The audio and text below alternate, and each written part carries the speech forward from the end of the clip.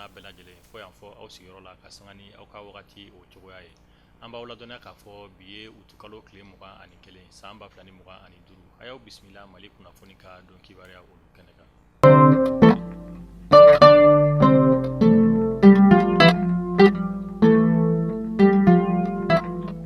Kunnafoniya daminɛna ka sanga ni an ka finitigilakaw ka ɲɛma État Major Général des Armées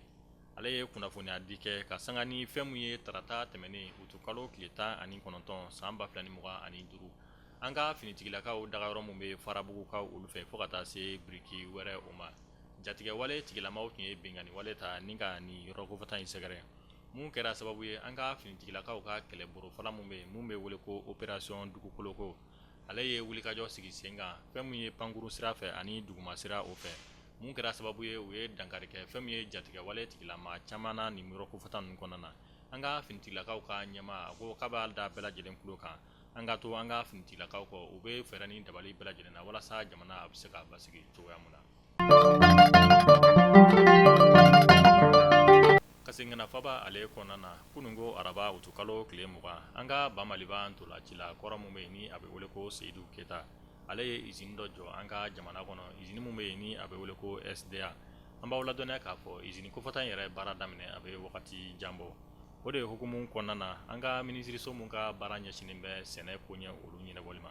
ani minisiriso mun ka baara ɲɛsinen don sɔrɔ koɲɛw ɲɛnabɔli ma Ali Fuseni Sanu fo ka taa se an ka sɛnɛkɛlaw ka tɔnba mun bɛ yen ni a bɛ wele ko APCAM olu ye bolonɔbila sɛbɛn kɛ ni fɛn mun ye an ka ntolacila kɔrɔ Seydou Keta ye kunungo o bolonɔbila sɛbɛn ninnu dɔw bɛ tali kɛ fɛn mun ye usine kofɔta in ale mago bɛ jɔ balo minnu na ni ka olu bayɛlɛma o dɔ bɛ tali kɛ tiga la fo ka taa se kaba ma ani fɛn mun ye soja a n'a ɲɔgɔnna caman u ye bolonɔbila sɛbɛn kɛ u ni ɲɔgɔn cɛ walasa usine mago bɛ jɔ nin fɛn minnu na a k'u sɔrɔ nɔgɔya la cogoya mun na. An bɛna farikolo ɲɛnajɛ ale binna kun kan Afro Basket Angola 2025 ale kɔni bɛ ka taa an bɛ wagati min na ko sisan angolakaw olu fɛ yen nɔ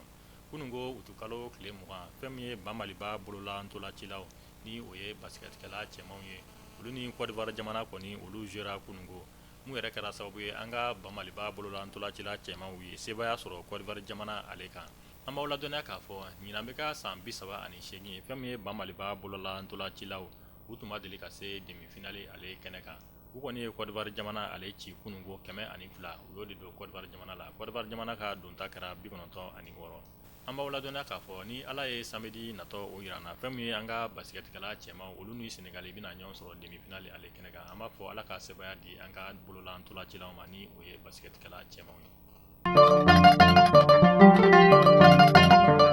Mali kunnafoni bɔlɔlɔ sira lajɛbaw an sera ka nin kunnafoniya damadɔ de sɔrɔ ka da aw kulo kan aw ni ce aw ka kulomajɔ la an b'a fɔ aw kan bɛn donna nataw la kunnafoniya kura olu kɛnɛ kan.